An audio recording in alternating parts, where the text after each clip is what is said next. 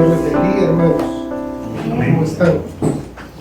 Gracias al Señor, bien, con calor siempre, pero bien. Uno de los pasos en el estudio de las Escrituras que tenemos que pasar los predicadores es que al final de todo nuestro estudio, al final de todo nuestras horas de investigar palabras, de ver relaciones, de ver contextos, de revisar pasajes paralelos, de revisar puntos principales, llegamos al punto, al final de todo ese estudio, cuando ya hemos sacado lo que se llama el asunto, la verdad principal del pasaje y las verdades que sostienen a esa verdad principal, que tenemos que revisar lo que otros hombres han dicho, otros predicadores. Y eso nos ayuda para no salirnos de la intención correcta. O sea, si todos están diciendo algo diferente a las conclusiones a las que yo llegué, tengo que revisar, porque lo más probable es que yo soy el que me haya equivocado. O sea, no pueden estar todos equivocados y solo yo tener la razón.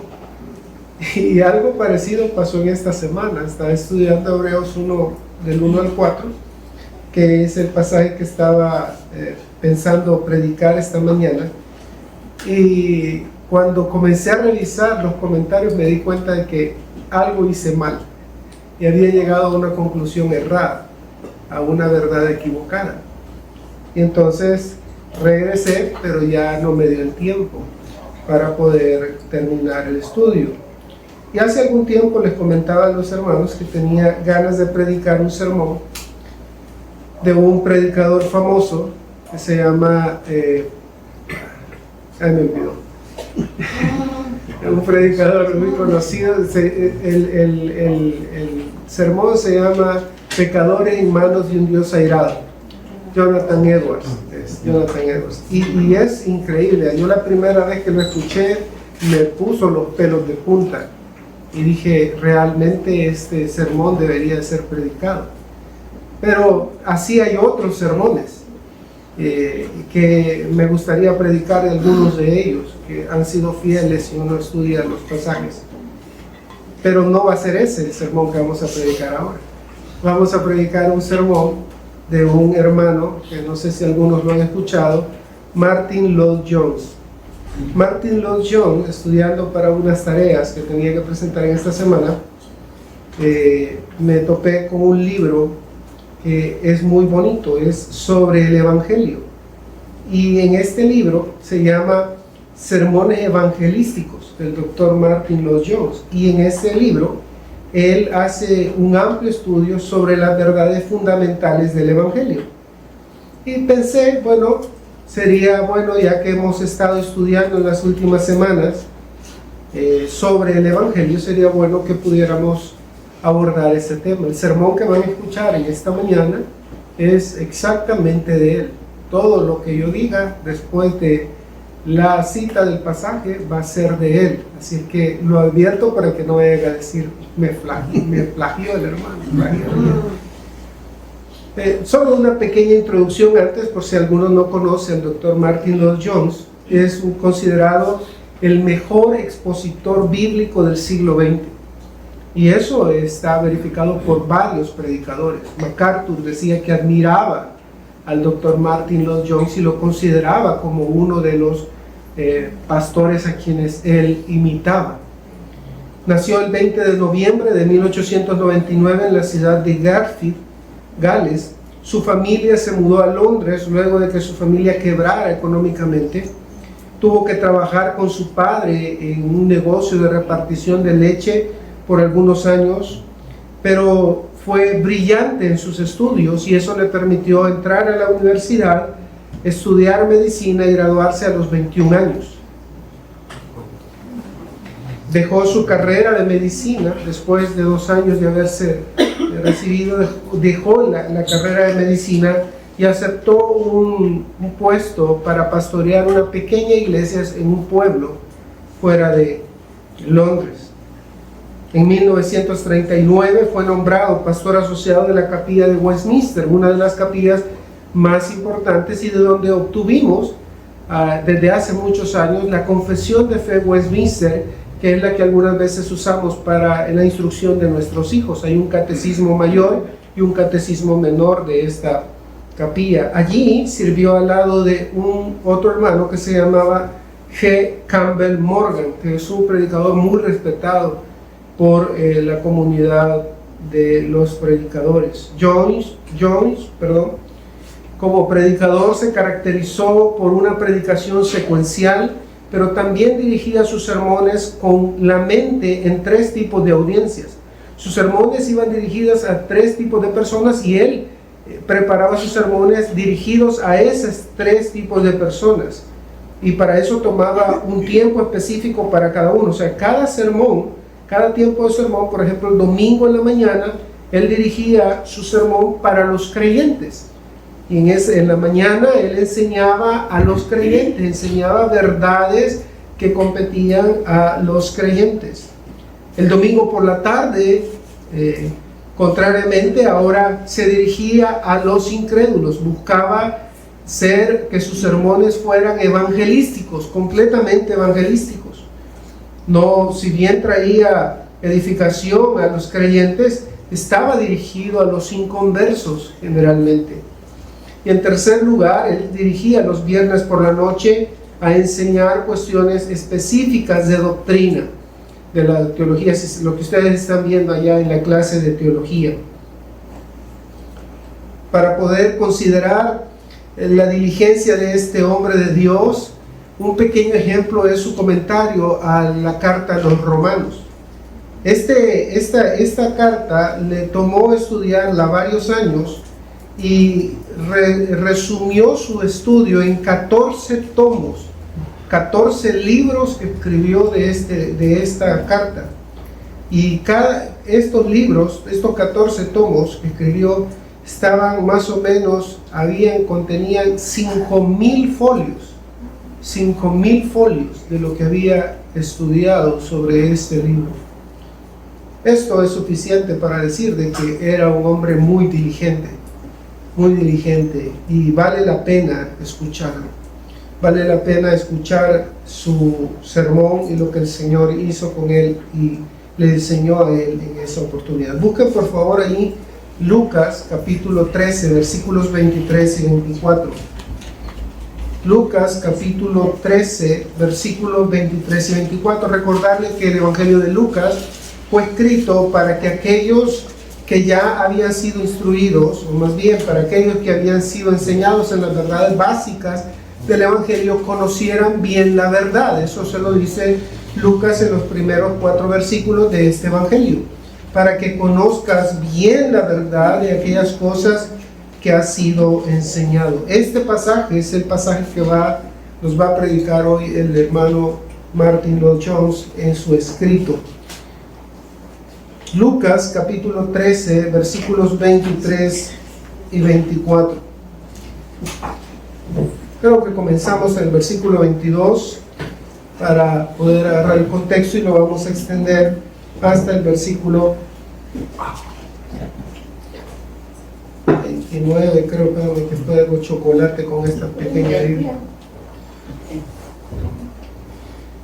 Dice Dios en su palabra: pasaba Jesús por ciudades y aldeas, enseñando y encaminándose a Jerusalén. Y alguien le dijo: Señor, ¿son pocos los que se salvan? Y él les dijo: esforzaos a entrar por la puerta angosta, porque os digo que muchos procurarán entrar y no podrán. Después que el padre de familia se haya levantado y cerrado la puerta, y estando fuera, empecéis a llamar a la puerta diciendo: Señor, Señor, ábrenos. Él respondiendo os dirá: no sé de dónde sois. Entonces comenzaréis a decir: delante de ti hemos comido y bebido, y en nuestras plazas enseñaste.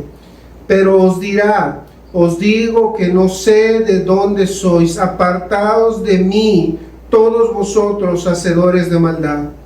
Allí será el llanto y el crujir de dientes cuando veáis a Abraham, a Isaac y a Jacob y a todos los profetas en el reino de Dios, y vosotros estéis excluidos.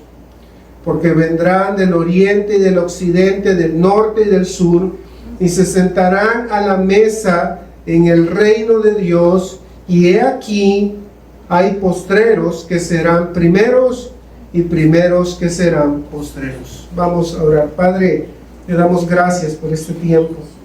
Te suplico que aquello que tú enseñaste a este hombre hace varias decenas de años pueda ser de edificación a nosotros en nuestras vidas hoy.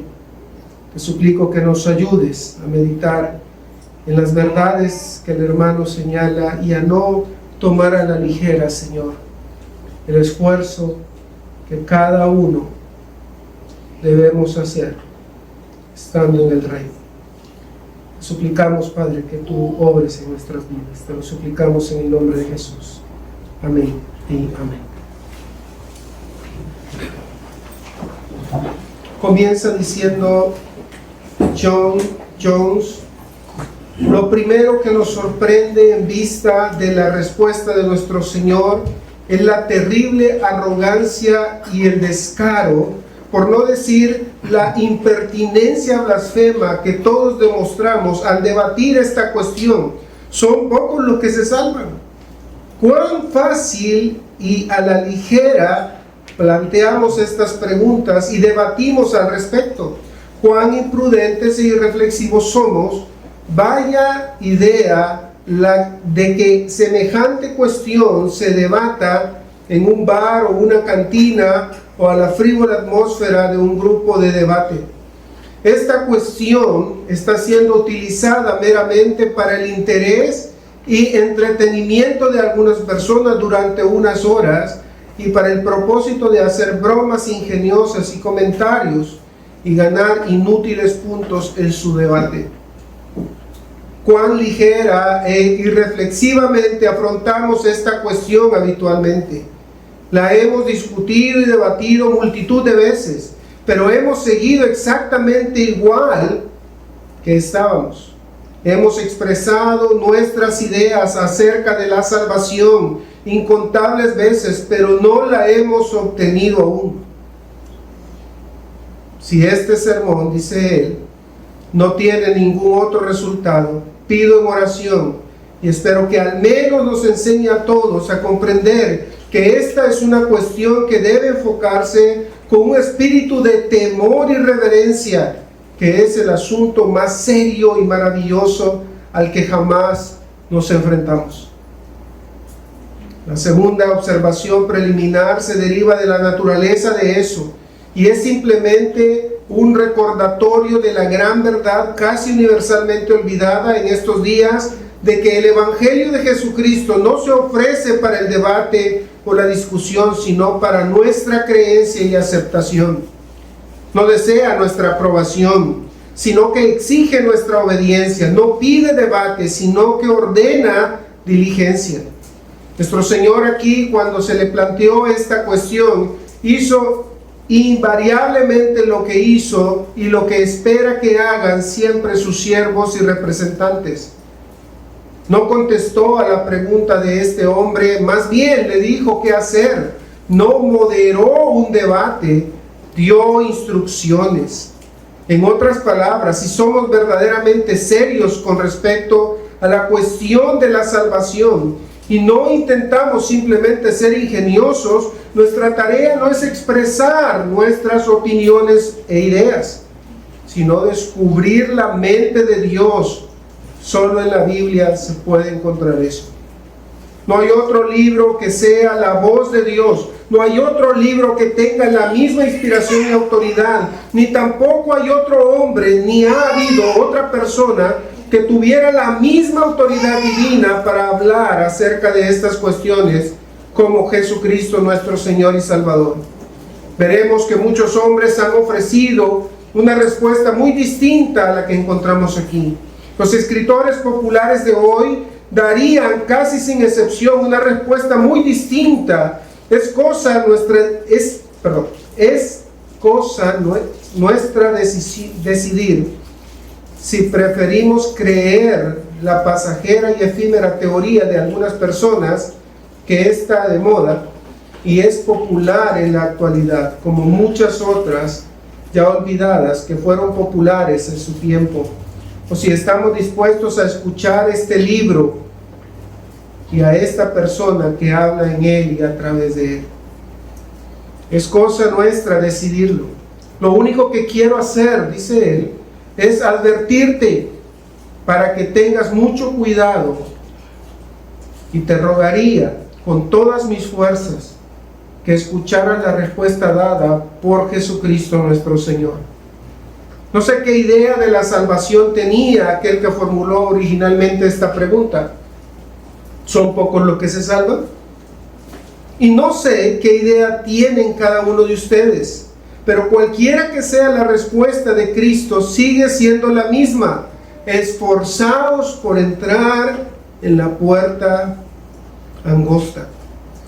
Consideremos un momento la palabra esforzaos, veamos cuál es su significado exacto, porque creo que podemos mostrar que gran parte de la confusión se debe a la propia definición. Lo importante para todos los que desean la salvación y están preocupados por ella, viene a decir nuestro Señor a este hombre y a los que están con él, es comprender qué significa exactamente la salvación, esforzarse en ello con persistencia y tenacidad, en un intento sincero y con ese único objetivo.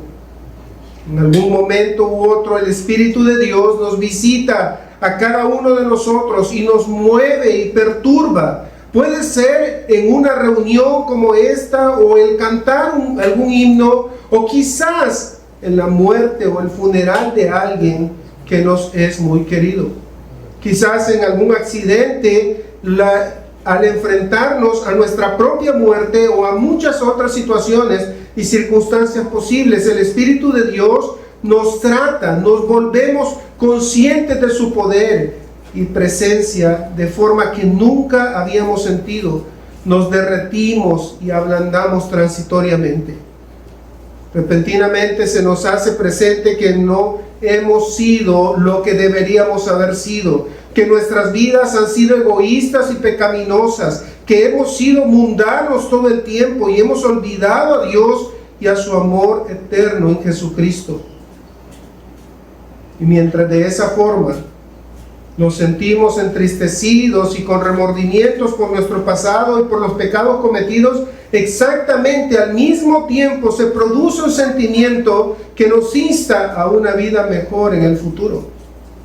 En una especie de atisbo repentino vemos qué gloriosa y feliz es la vida buena y cristiana. Anhelamos ser mejores, más puros y limpios. Ansiamos esa vida recta y noble que súbitamente se nos revela.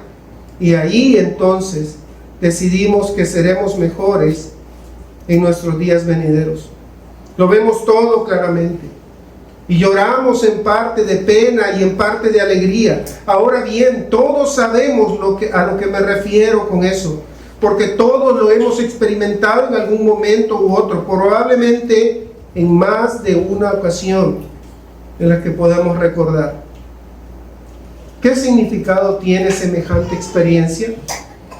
Es la voz de Dios llamándonos del pecado a la salvación. Es nuestro Padre Celestial enviándonos un mensaje de perdón y llamándonos de vuelta a nuestro hogar. Es el Espíritu de Dios obrando en nuestras almas e instándonos a abandonar nuestro pecado y a buscar la santidad. No hay nadie que en un momento u otro no haya tenido tal experiencia. Ahora bien, la pregunta que surge es la siguiente: ¿cómo la hemos utilizado? ¿Cuáles han sido el resultado y las consecuencias de esos momentos de sensibilidad y remordimiento? ¿Cuál ha sido el resultado de esas ocasiones en que nos han alarmado nuestras propias pecaminosidad y frialdad, y nos hemos aterrado ante la idea de la condenación que inevitablemente nos espera de pasar a la eternidad en semejante estado y situación. ¿Cómo hemos aprovechado estas ocasiones misericordiosas en que Dios nos ha hablado a pesar de nuestra pecaminosidad? Podemos afirmar con honradez todos nosotros que la hemos aprovechado por completo y que, comprendiendo sus misericordias y amorosa naturaleza, olvidando todo lo demás, no dejamos que nada más interfiera y nos desvíe. Hemos concentrado toda nuestra atención y energía en esta cuestión de vital importancia. Y aquí yo hago una proposición porque él no la hace a la manera en como nosotros la hacemos, pero se las voy a decir, debido a que sabemos bien que no ha sido así, dice él, llamo la atención sobre esta cuestión y propongo ilustrar las distintas formas en que tendemos a utilizar mal y a abusar de esos momentos de misericordia cuando Dios habla a nuestra alma. Elegiremos algunos de los errores más obvios y comunes. Al escuchar este pasaje y esta respuesta de Jesús, esforzaos por entrar por la puerta angosta, porque os digo que muchos procurarán entrar y no podrán. Ahora, estas 5 observaciones que hace el Dr. Jones aquí, estos 5 errores que él elige afrontar a la luz de este pasaje, son los siguientes. En primer lugar, el intento de librarse rápidamente de la confrontación. Este título sí es mío, lo demás no. No hay nada más común, dice él, que los hombres y las mujeres intenten librarse lo antes posible cuando Dios les habla así y son convencidos así por el Espíritu de la dolorosa e incómoda sensación que les genera. Vuelven a casa del culto, del hospital o de donde se encuentren cuando Dios les visita y de inmediato buscan algún medio por el cual librarse de la sensación de infidelidad que les invade. Hay una voz en su interior que les dice que estén tranquilos, callados y solos y que dejen a Dios hacer su obra, diciéndoles que eviten la compañía, la conversación y todo lo que tiende a distraerles de la contemplación de Dios y su propia alma en ese momento. Pero hay otra voz que les dice que no sean necios o tontos, que no se dejen volver pesimistas y que no se amarguen, que lamentarse y pensar esas cosas no les servirá de ayuda, que el sermón ha cumplido su cometido, que se han sentido como deberían sentirse y el efecto proseguirá y que mientras tanto, pues no tiene sentido alguno quedarse solo y meditar esas cosas. ¿Cómo atrae y se ajusta esta voz a nuestro estado de ánimo? Porque nos disgusta ser serios e infelices, no nos agrada considerarnos pecadores y almas perdidas. Es entristecedor e incómodo, y para una naturaleza que no desea más que la felicidad en todo momento, completamente mortificante, desea una liberación rápida e inmediata y se apoya en cualquier remedio que prometa un alivio para la presión y la desdicha.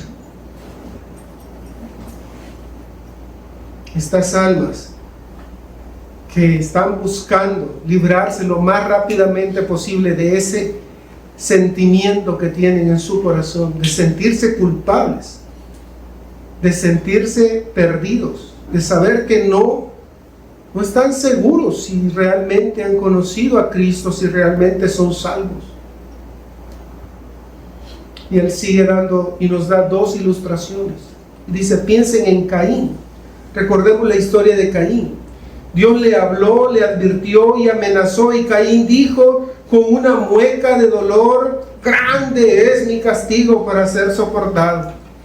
Comprendió lo absolutamente terrible que era el Señor, Pero en su lugar de aprovechar este conocimiento y hacer todo lo posible por agradar a Dios y expiar su pasado, se nos dice que salió pues Caín de delante de Jehová y habitó en tierra de Nod y edificó una ciudad y se hizo rico.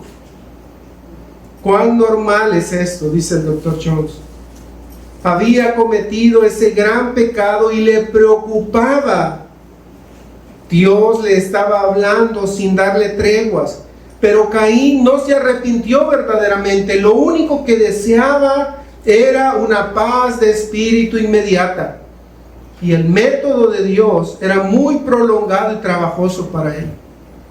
De modo que se pasó a trabajar y estuvo tan ocupado como pudo. Trabajaré tanto como pueda, dijo, me sumergiré en el trabajo, no descansaré ni tendré tiempo para pensar. Y se hizo rico y construyó una ciudad, cualquier cosa con tal de tener paz de espíritu, aunque signifique trabajar como un esclavo. No es preciso que aplique esta historia, dice el Dr. Jones.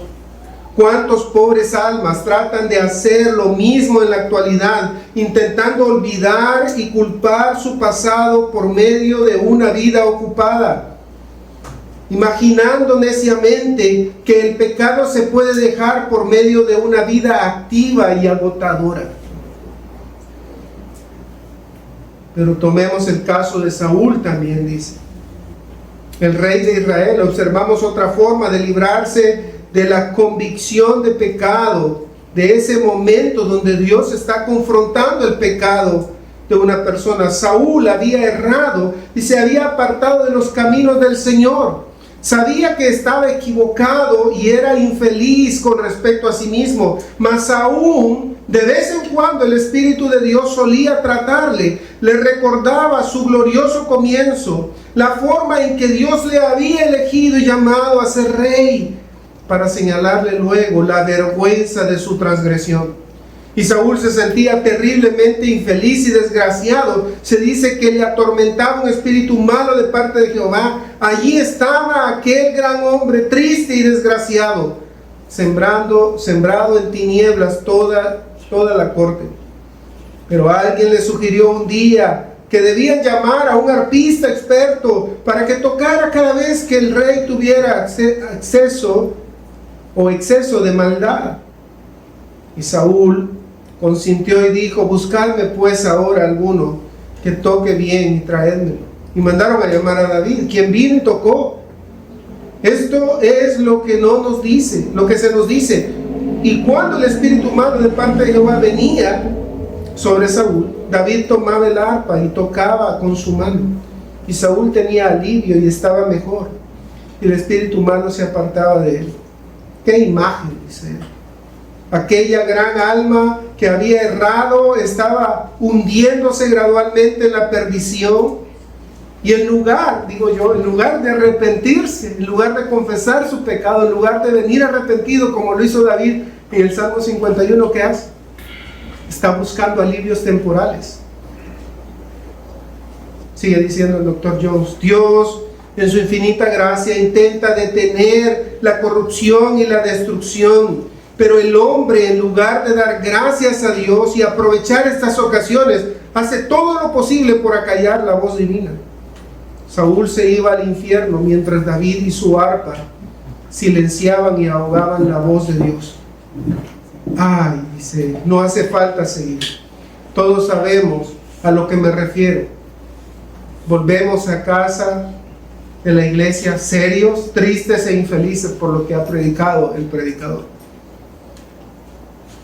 Pero en lugar de permitir que prosiga esa obra misericordiosa de tristeza, como lo dice Pablo en 1 Corintios, que la tristeza según Dios nos guía al arrepentimiento, en lugar que siga esa obra de Dios, convenciéndonos de que estamos mal, de que realmente no le conocemos, que estamos perdidos. Sigue diciendo él: pero en lugar de permitir que prosiga esa obra misericordiosa, hacemos una llamada amistosa a alguien y empezamos a hablar y a cotillar, no sé qué es eso. ponemos la televisión, leemos una novela o hacemos alguno de los centenares de cosas posibles y que, aunque quizás no sean perniciosas en sí mismas, como no lo era David tocando el arpa, sin embargo en ese momento en particular son la herramienta y la voz del diablo para frustrar la obra de Dios en nuestra alma.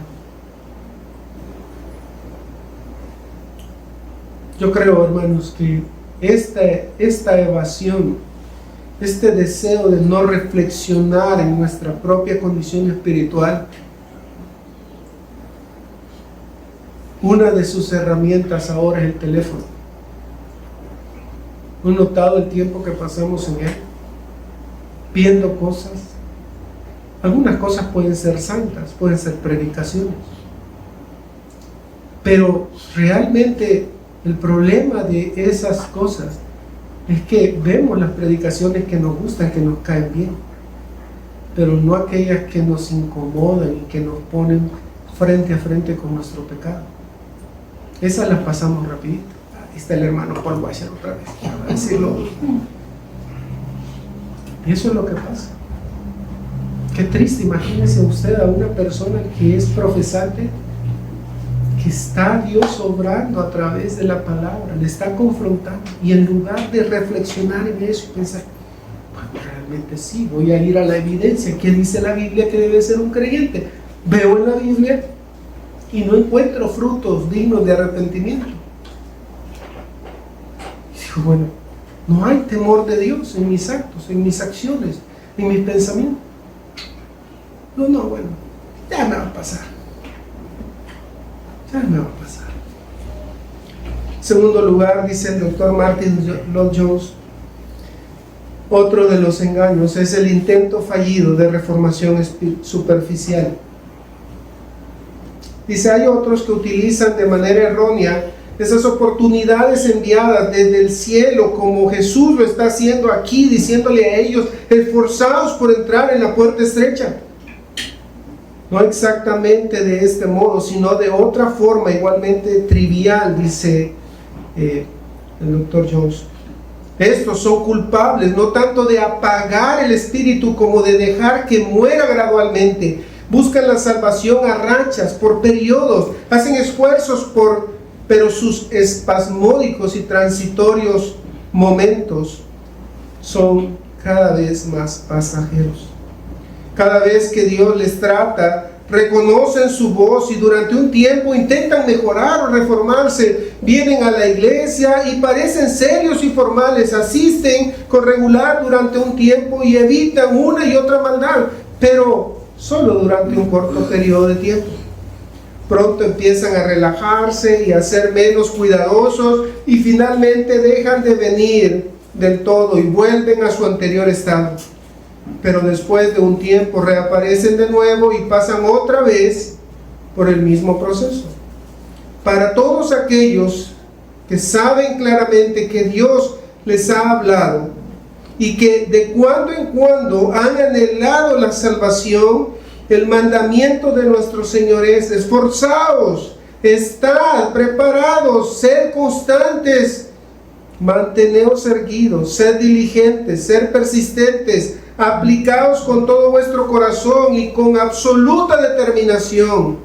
El hombre que disfruta el éxito en su negocio y trabajo no es el que trabaja únicamente cuando le apetece y de forma irregular, sino el hombre de firmeza, el hombre con determinación, el hombre que está allí, pase lo que pase, esforzados a entrar por la puerta angosta, porque si no lo hacéis, acabaréis exactamente donde comenzasteis, a pesar de vuestros esfuerzos ocasionales y espasmódicos. Cabe mencionar aquí, hermanos, piensen en la desdicha de una persona que toda su vida vivió engañado, que se limitó de algunas cosas, porque yo soy cristiano, no voy a ir a tal cosa, no voy a hacer tal cosa, no voy a decir tal cosa, no voy a pensar tal cosa, porque yo soy cristiano. Pero resulta que eso solo es un autoengaño. Realmente sabe que no ha creído, sabe que en su vida no está fructificando el Espíritu de Dios.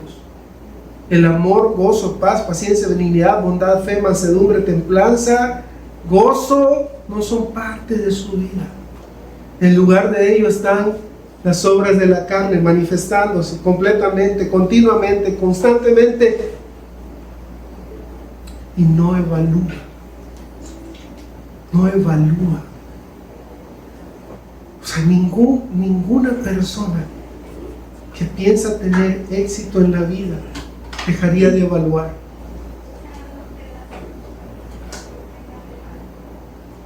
Imagínese usted estar pintando una pared y decir que quede como caiga. Y usted la pinta y la pinta de noche y medio así, un brochazo. En la mañana, cuando la luz alumbra, no sé si les ha pasado, estamos pintando una pared, qué bonita, bien chelita de aquí. Y cuando encendemos la luz en el día, grandes parches por todos lados. Por no evaluar adecuadamente, a la luz de la palabra. En tercer lugar, dice el doctor Martin Lloyd-Jones, la contemplación sin acción. Luego está el grupo constituido por aquellos que podríamos describir como las personas que siempre están rondando la puerta, pero que se cuidan de no esforzarse por entrar y atravesarla. Saben que la puerta lleva a la vida y esperan atravesarla finalmente, pero mientras tanto hay muchas otras cosas de las que están orgullosamente en lo exterior y no tienen intención de renunciar a ellas hasta el último momento. Asisten a la iglesia con regularidad y muy a menudo son miembros de la misma, deciden que llevarán una vida mejor y que serán buenas y que harán, buenas obras en el futuro. Oh, sí, dice él, están muy cerca de la puerta, están justo delante, pero utilizan esa misma proximidad para silenciar la voz de Dios en sus almas. Se tranquilizan a sí mismos con el pensamiento de que son miembros de la iglesia, de que evitan ciertos pecados y hacen el bien, y así acallan la voz que les insta a ir más allá, a entregarse incondicionalmente a su fe, la fe de Cristo, a abandonar completamente el mundo y esforzarse todo lo posible para pasar por la puerta angosta. La propia cercanía de la puerta es lo que los mantiene fuera. Si hay alguien así aquí, dice él, y estoy seguro de que lo hay, el mensaje de Cristo es: esfuérzate y sigue adelante, no te detengas, no te des por satisfecho, acaba con ese pecado, renuncia al disfrute mundano que, aunque pueda ser inocente, te está reteniendo. Si deseas la salvación plena, debes entregar todo tu corazón a Dios. Asistir a la iglesia no es suficiente. La calidad de miembros por sí sola no salva. Esfuérzate, lucha y ora. Dice, cuarto lugar, dice la evasión por medio de la falsa profesión de fe.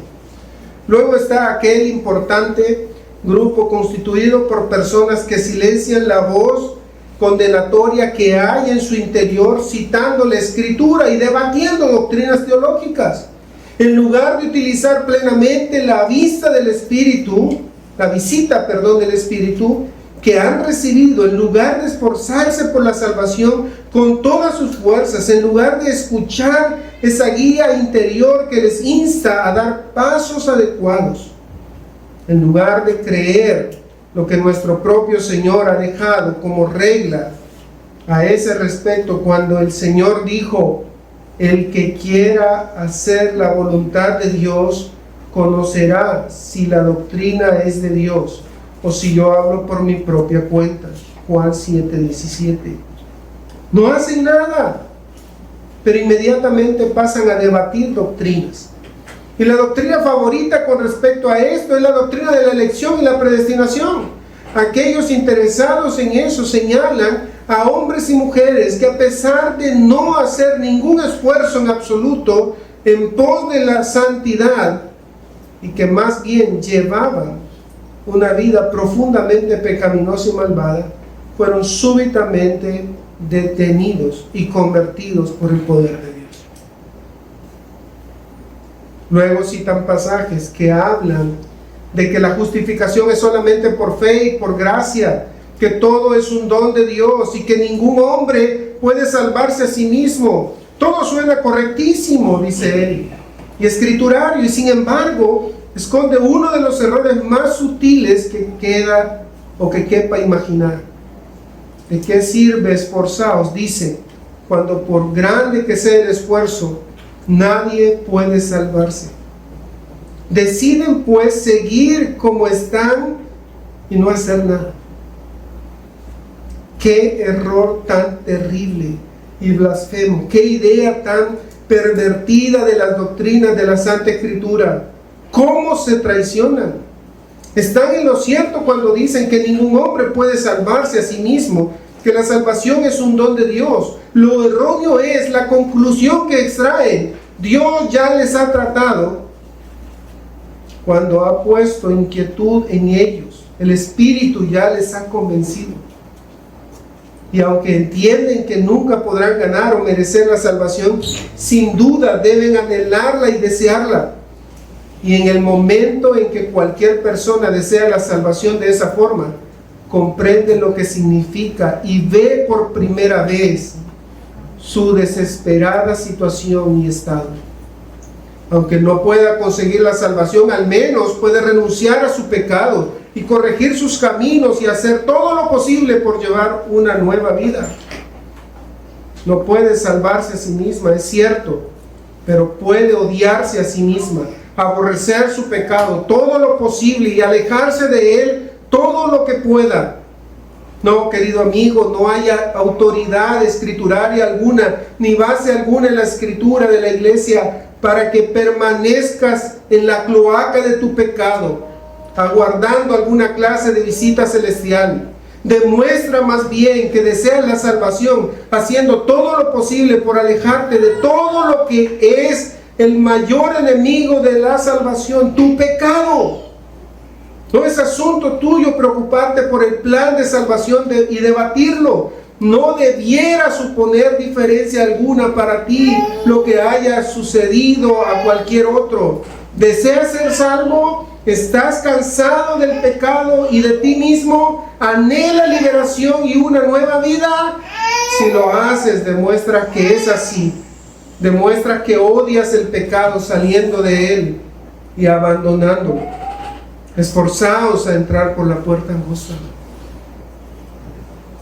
¿O la Escritura no dice que tu esfuerzo te hará cruzarla? Lo que te dice es que te esfuerces, y todo lo que están preocupados por la salvación se esfuerzan necesariamente. Aquí, hermanos, recuerdo hace algunos años una persona que muy doctrinal, un hombre muy fuerte, incluso recuerdo cómo debatía las doctrinas de la gracia, era muy sagaz en el uso de las escrituras para debatir las doctrinas de la gracia, para confrontar a los pentecostales con las doctrinas de la gracia. Les hacía ver los errores. Era un hombre muy capaz.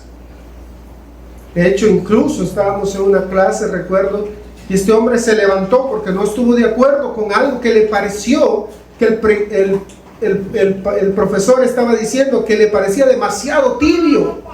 Se levantó y se fue, fúrico, porque tenía celo por la doctrina. 15 años después, no solo abandonó su iglesia, abandonó su esposa y hoy vive en su pecado. Y no es el único caso que conozco. Varios he conocido así. Por eso ya dejé de impresionarme de aquellos que hablan bien de la doctrina de la gracia. Ya me dejaron de impresionar aquellas personas que piensan que porque se han aprendido cierto credo, ciertas cosas, son los super cristianos, cuando siguen manteniendo vidas dobles, vidas de pecados ocultos, engañándose a ellos mismos. Es triste pensar en este tipo de personas. Estos serán las personas que llegarán al cielo y pensarán, cuando llegue al cielo el Señor va a decir, bien, buen siervo y fiel, sobre poco fuiste fiel, sobre mucho te pondré. Y lo que escucharán es, apartaos de mí, hacedores de maldad. No sé quiénes son ustedes. Oiga bien, apartaos de mí, hacedores de maldad. No dice creedores de maldad, hacedores de maldad. Qué triste, imagínense. No profetizamos en tu nombre hicimos esto, en tu nombre salimos a evangelizar, en tu nombre le hablamos a otros, en tu nombre pintamos la iglesia, le iba a decir, no, pero no es eso. No, en tu nombre hicimos esto, en tu nombre hemos hecho lo otro. Apartaos de mí, no sé de quién sois. No sé quiénes son ustedes. Yo nunca he tenido una relación con ustedes. En quinto lugar, dice el doctor Martin Lloyd-Jones, la apelación al amor de Dios. El último error que trataremos esta noche, dice él en ese momento, es el error de apoyar estas cuestiones en lo que se considera amor de Dios. Los hombres no pueden creer que toda esta lucha, este esfuerzo, esta negación de uno mismo y esta crucifixión del yo sean necesarios y que solo algunos se salvarán mientras que otros serán condenados. Dios es amor, dicen, imaginando con orgullo que eso de algún modo les salvará. Lo único que preguntaría a semejantes personas es lo siguiente: ¿sobre qué basas tu creencia en una salvación universal a pesar de lo que hacemos? ¿Cuál es tu autoridad para creerlo? ¿En qué te apoyas? ¿Conoces alguna autoridad más grande que Jesucristo, quien ha dicho aquí, esforzaos por entrar por la puerta estrecha? ¿Cuál es tu autoridad? ¿En qué te apoyas? ¿Tienes alguna autoridad en absoluto aparte de lo que crees o de lo que te gustaría creer? Reflexiona, querido amigo, dice, y comprende que porque algo te guste no significa por fuerza que sea correcto y verdadero. Porque ya saben que la mayoría de las cosas que te gustan son erróneas. Nuestros sentimientos no son ningún patrón, porque somos mudables y pecaminosos. Reconoce la necedad de oponer tu opinión a la del libro, a la de la palabra de Dios y a toda revelación de Dios al hombre. Citas la parábola del hijo pródigo y dices que piensas que Dios es así como es el padre, pero considera esa parábola. Es cierto que el padre lo perdonó todo y que recibió a su hijo pródigo con los brazos abiertos y con una cálida bienvenida. Dios hará lo mismo contigo en las mismas condiciones. Pero considera lo que había sucedido antes de que el padre abrazara y besara al hijo. El pobre hijo pródigo había tenido una terrible lucha, había salido de su pecado, había hecho oídos sordos a los vituperios y sarcasmos de sus compañeros en el pecado, no había hecho caso de sus argumentos, había decidido y determinado abandonar ese país extranjero de una vez por todas. Y finalmente, haciendo acopio de coraje, doblegando su voluntad, se había enfrentado a todos los contratiempos y había llegado a casa. Oh, si Dios como Padre te está esperando y está dispuesto a perdonarte y recibirte, pero has abandonado ya ese país extranjero, has dejado tus pecados, ¿te has separado de tus amigos pecadores? ¿Has dado algún paso hacia tu hogar? El amor de Dios ciertamente te recibirá y perdonará, pero no hasta que, como el hijo pródigo, te sientas completa y absolutamente indigno de él. Sí, mi hermano Martin Lloyd-Jones, llega a la conclusión diciendo: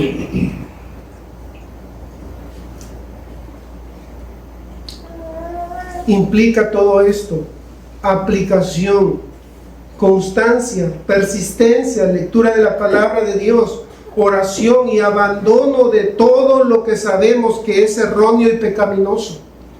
Pero consideremos tan solo algunas de las razones que debieran motivarnos para este esfuerzo de entrar por la puerta estrecha y que hacen del esfuerzo algo imperativo y urgente.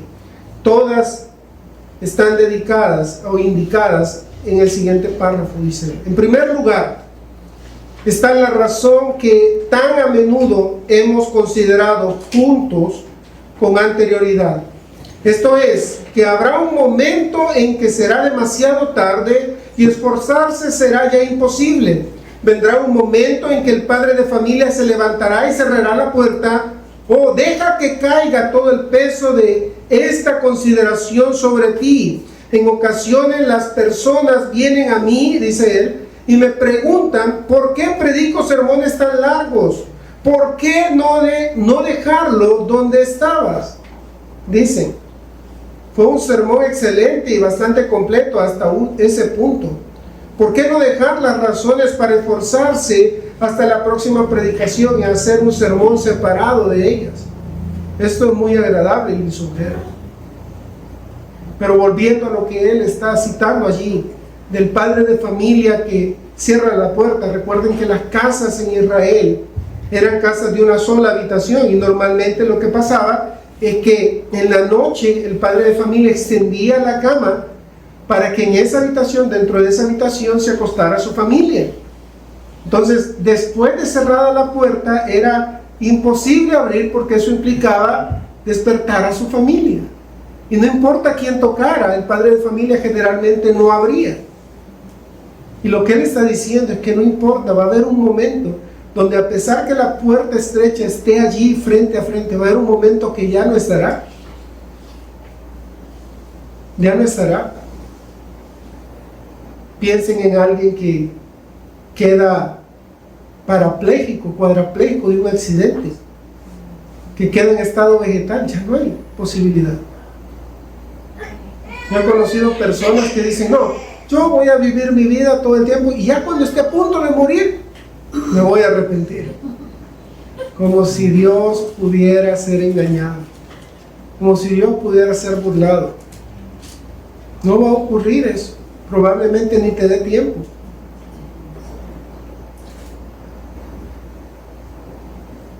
Sigue diciendo el Dr. Jones: pero querida alma, quizá no haya una próxima vez en tu historia o en la mía. Puede que esta sea la última oportunidad. La cuestión es urgente. Esfuérzate. No pierdas un momento. El padre de familia se levantará con toda certeza y nunca sabemos cuándo será. La segunda razón que veo para esta urgencia y para la necesidad de esforzarse es la angostura y estrechez de la puerta. Como ya hemos dicho, hay muchos que se sitúan cerca de la puerta, que desean atravesarla justo antes de morir, que esperan llegar al cielo y obtener la salvación, pero que desean también sacar todo el jugo de este mundo. Viven una vida mundana y no abandonarán ciertas cosas por amor a Cristo. Tienen ciertas reservas y no ven que por esto o lo otro no es coherente con una vida cristiana y salva. Oh sí, dice él, esperan atravesarla al final, en el último momento, de manera que se mantienen cercanos a la puerta toda su vida. Consideran necias y lunáticas a las personas que viven alejadas de la puerta. ¿Cómo pueden esperar atravesarla? Dicen, viviendo tan lejos de ella. En lo que a ellos respecta, creen que están bien por su cercanía a la puerta. ¡Qué ciegos están y qué tragedia! Porque olvidan dos hechos vitales y fundamentales. El primero es que la entrada es angosta, es estrecha, ciertamente tan estrecha que solo admite a las personas de una en una. Es una especie de torniquete.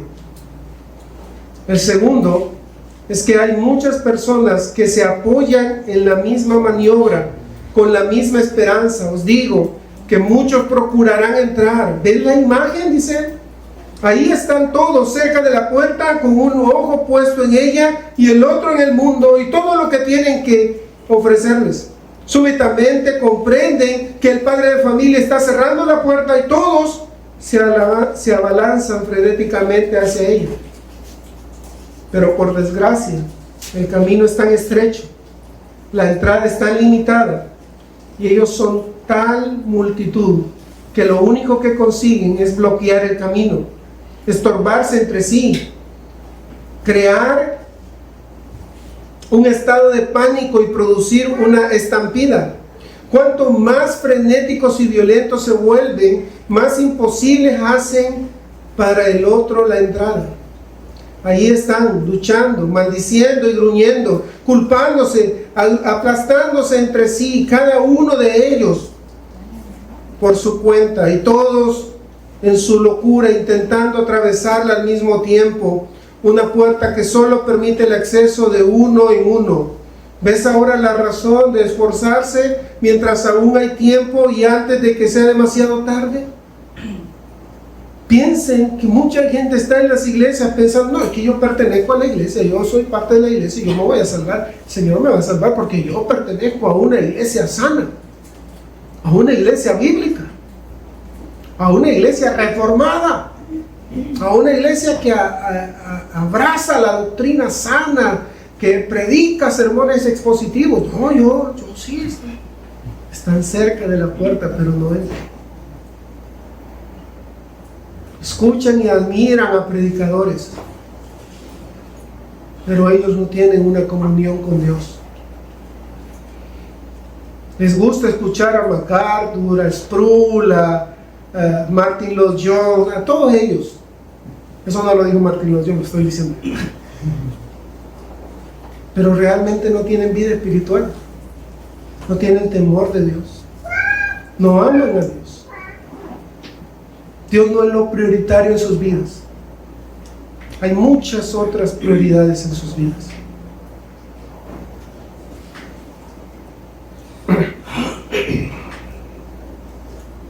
Pero después de un tiempo, sigue diciendo Jones, esta multitud enloquecida entra en razón parcialmente y llega a un acuerdo en cuanto a quienes llamarán primero a la puerta y solicitarán la entrada. Señor, Señor, dicen, ábrenos. Pero él contestará diciendo, no sé de dónde sois. A lo que contestarán alegres y esperanzados, delante de ti hemos comido y bebido y en nuestras plazas enseñaste. Pero él seguirá diciendo, os digo que no sé de dónde sois, apartaos de mí todos vosotros, hacedores de maldad. El hecho de que hayas estado cerca de la puerta toda tu vida no supone diferencia alguna en absoluto, porque el hecho sigue siendo que estás afuera. Un conocimiento que asiente con la cabeza a Cristo y su enseñanza no salva. Si dice el padre de familia, sé que habéis estado cerca de la puerta toda vuestra vida, sé que habéis ido a la iglesia, sé que habéis dado dinero para buenas causas y en casos que lo merecían, sé que a menudo habéis lamentado vuestros pecados y vuestra vida pecaminosa, pero ¿qué hicisteis al respecto cuando se os advirtió aquel domingo? ¿Qué efecto tuvieron en vosotros mis repetidos ruegos? ¿Renunciasteis a vuestros pecados? ¿Os esforzasteis con toda vuestra alma? Sé que os habéis mantenido cerca de la puerta durante toda vuestra vida, pero ¿por qué os negasteis insistentemente a entrar cuando yo os pedí que lo hicierais? ¿Por qué os aferrasteis a esas cosas mundanas? ¡Ay! Puede que estuviera en vuestras plazas, como decís, pero lo que yo quería era entrar a vuestras almas y en vuestros corazones. Querido amigo, esa es la situación. No basta el interés en la salvación. ¿La tienes? ¿Te has esforzado por ella? ¿Dónde estás? ¿Estás claramente en el interior de la puerta? Si no es así, empieza a esforzarte, de inmediato. No descanses hasta que sepas que estás perdonado. Ya hemos retratado el terror y el horror del estado en que se encuentran los que permanecen fuera. Su inútil remordimiento y su angustia eterna será eterna. Demasiado tarde comprenden lo que han perdido. Demasiado tarde comprenden que han entregado su felicidad eterna a cambio de un momento de placer. Allí dentro pueden ver a aquellos que han venido de oriente y del occidente, del norte y del sur, hombres y mujeres que tenían muchos defectos en comparación con ellos, pero que creyeron la palabra de Dios. ¡Qué terrible es su estado! Una eternidad de vanos e inútiles remordimientos. Consideremos, por otro lado, la felicidad y la alegría de los que están dentro, el conocimiento de que sus pecados han sido perdonados, la certidumbre del amor de Dios, la protección contra las tretas y estratagemas del diablo, una fuente de energía ilimitada sobre las que apoyarse, y la seguridad de una felicidad absoluta después de la muerte y para toda la eternidad. Considéralo, querido amigo. Considera que es posible para ti. Esfuérzate en ello y por ello con toda tu alma y ser. En último lugar, y quizás lo más importante de todo, esfuérzate con toda tu alma, aunque solo sea para que veas lo débil, inútil e impotente que eres. Cuán imposible te es conseguirlo con tus propias fuerzas. Los santos, que han sido las personas más humildes que ha visto el mundo, son las personas que hacen poco, pero son las personas que hacen poco las que hablan mucho acerca de lo que hacen y se enorgullecen en ello. El hombre que está verdaderamente ocupado y esforzándose todo lo que puede no tiene tiempo para enorgullecerse y hablar. Cuanto más hacemos, más comprendemos lo poco que hemos hecho y que podemos hacer. Cuanto más nos esforzamos en la salvación, más descubrimos la santidad y la pureza de Dios. Cuanto más lo vemos, más impotente nos consideramos a nosotros mismos. Y por último, comprenderemos de tal forma nuestra absoluta incapacidad que al pensar en cada día nos vamos alejando más de la puerta. Clamaremos a Cristo en nuestra desesperación para que tenga misericordia de nosotros y nos libre. Y justo cuando estemos a punto de caer y desfallecer, exhaustos y desesperados, súbitamente aparecerá una mano que nos agarrará con firmeza y nos llevará a través de la puerta. Porque cuando renunciamos, nos rendimos y comprendemos que nuestra fuerza es insuficiente, estamos ya en el camino, en el mismo umbral, y seremos llevados al interior. En el nombre de Dios, pues, te lo ruego, esfuérzate por entrar por la puerta angosta. Queridos hermanos, sería necio no meditar en nuestra vida. Sería necio no evaluarnos adecuadamente. Sería necio pasar toda la vida pensando de que somos cristianos porque hemos comprado una Biblia, porque nos señalamos algunas porciones de la Escritura, pero no nos evaluamos con ella para ver qué estamos produciendo. ¿Qué está produciendo nuestro corazón? ¿Qué es lo que más amamos? ¿Qué es lo que más amas tú? Donde está tu tesoro, allí estará tu corazón. Y si tu tesoro no es Cristo, y si tu tesoro no es el reino de Dios, si tu tesoro no es el Señor, no es lo más importante de tu vida, no es el que domina tu vida, no es el que gobierna tu vida, no es el que es dueño y Señor de tu vida, entonces es probable que Él no sea tu Señor y por lo tanto tampoco tu Salvador. y necesitas arrepentirte. Necesitamos arrepentirnos. ¿Qué persona después de hacer una evaluación dice, estuvo bueno pero ya no me sirve? Después de hacer una evaluación, lo más lógico es tomar acciones.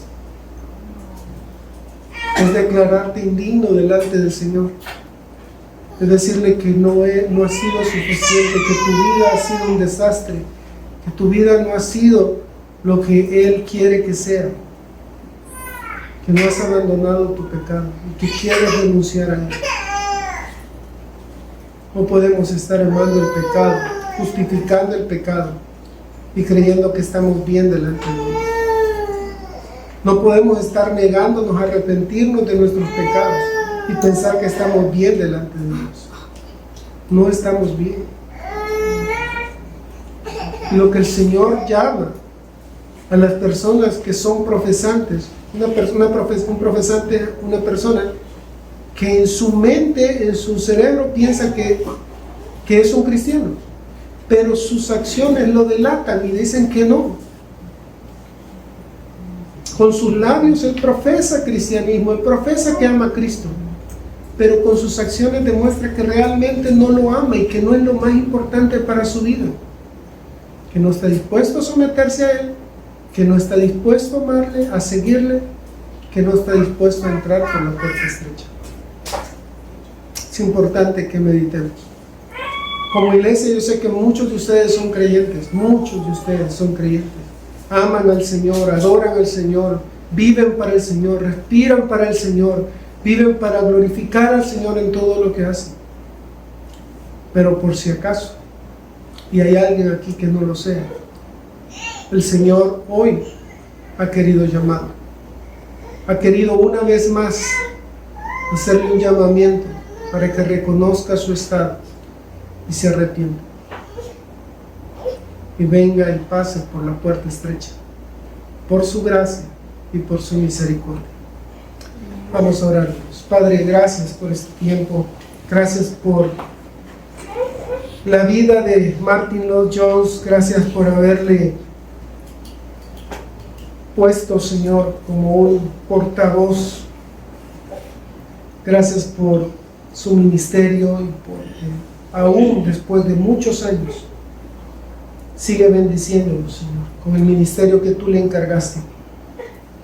Quieras tú, Señor, que un día podamos terminar nuestra carrera así, siendo fieles, amándote a ti por sobre todas las cosas, Señor, y que tú seas lo más importante de nuestras vidas. Quiera, Señor, que terminemos la carrera en esta vida de rodillas, dependiendo de ti, confiando en ti. Quieras tú, Señor, que terminemos esta carrera en esta vida con la certeza de que nos has perdonado, que somos tuyos y que la gloria nos espera.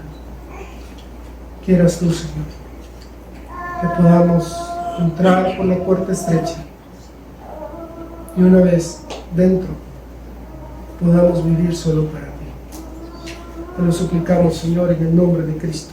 Amén y amén.